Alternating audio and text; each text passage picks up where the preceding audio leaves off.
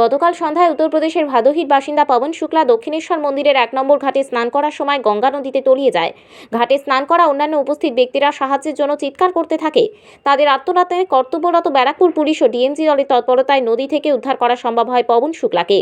এক শুভানুধ্যায়ী তোলা উদ্ধারের ভিডিওটি আপনাদের দেখার জন্য পাঠানো হলো। এদিন পুলিশের প্রতি কৃতজ্ঞতা জ্ঞাপন করতে ভোলেননি পবন শুক্লার পরিবার। চেষ্টা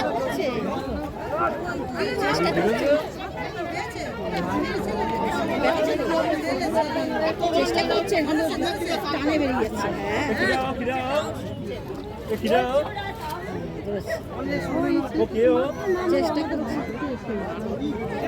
আমিও তখন চলে যাচ্ছিলাম, আমি একটা লোককে তাড়াতাড়ি করে ধরেছি।